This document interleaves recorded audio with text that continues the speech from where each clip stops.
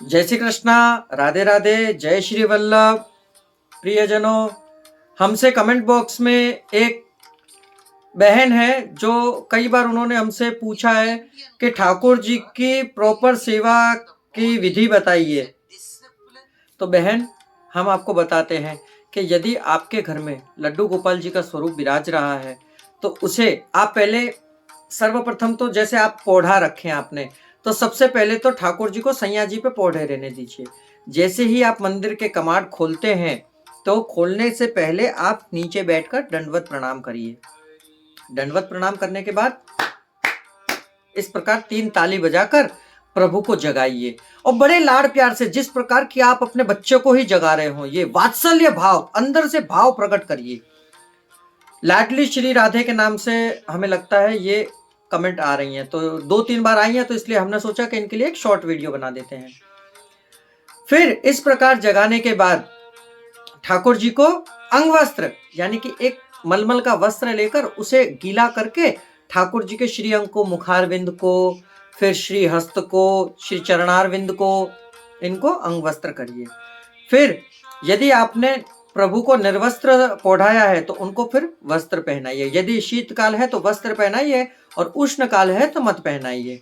फिर उनको उनके सिंहासन पर पधराइए और मंगल भोग, जो आपने भोग सुबह आप धरते हो, जैसे यदि पुष्ट किए हो तो मंगल भोग धरा जाएगा और पुष्ट नहीं हो तो आप कुछ भी सामग्री प्रभु को भोग धर सकते हैं। लड्डू है, दूध और मिश्री, ये चीज अवश्य, थोड़ा सा हो सके तो मक्खन धर दीजिएगा, क्योंकि हमारे प्रभु को मक्खन बड़ा प्रिय है। मक्खन धरने के बाद ठाकुर जी को भोग को बड़ा कर लीजिए। यथाउचित समय हो जाए तो भोग बड़ा करने के बाद फिर ठाकुर जी को स्नान कराइए। स्नान कराने के बाद फिर से उनके पुनः श्रृंगार करिए, वस्त्र पहनाइए, श्रृंगार करिए। और एक बात का हमेशा ख्याल रखिए कि कई जगहों पर हमने देखा है कि प्रभु को काजल लगाते हैं, वो पेंसिल काजल आता है, ये सब चीजें मत करिए। अरे वो तो स्वयं कमल नयन है, उनको क्या काजल लगाने की आवश्यकता? वे तो स्वयं संपूर्ण सूर्यों के समान तेजोमय है, उनको सुंदर दिखाने की हमें कोई आवश्यकता ही नहीं। वे तो परम सुंदर है, सुंदरतम सत्यम शिवम सुंदरम, उनसे सुंदर कोई है क्या इस सृष्टि में? श्रृंगार कर दिया। अब श्रृंगार करने के बाद आप उनको भोग धरिए। जो घर में आपने रसोई बनाई है, जैसे दाल, चावल, सब्जी, रोटी इत्यादि, ये सब सात्विक भोजन प्रभु को, और धरते समय उसमें तुलसी दल, इसमें एक बात का ख्याल रखिएगा, कई लोगों को भी ये नहीं पता है कि तुलसी दल और तुलसी में क्या फर्क है। तुलसी का जो एक पत्ता होता है वह होता है तुलसी पत्र, और तुलसी दल, दल का अर्थ होता है जब 4-5 पत्ते एक साथ जुड़े हुए हों, वह तुलसी दल। तो तुलसी दल हर एक भोग में समर्पित करके प्रभु को यथोचित समय भोग धरिए। अब आपने भोग धर दिया, अब उस भोग को समय के बाद सरा लीजिए, बड़ा कर लीजिए।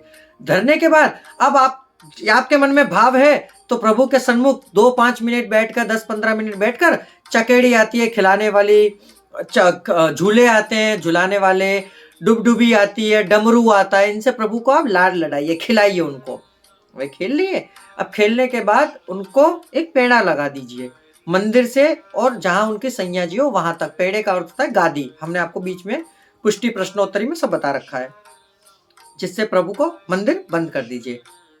अब शाम के समय आपको सेवा क्रम, तो शाम के समय पर आपको ठाकुर जी को फ्रूट यानी कि मेवा जिसे हम बोलते हैं वह, और शाम को जो आपने रसोई बनाई हो वो सारी रसोई और वो भोग, यदि आपके वहां पुष्ट हो तो अलग अलग भोग में धरने, यदि पुष्ट ना हो तो सब एक साथ भोग अलग अलग, मतलब एक थाली में लीली मेवा और एक थाली में सब रसोई।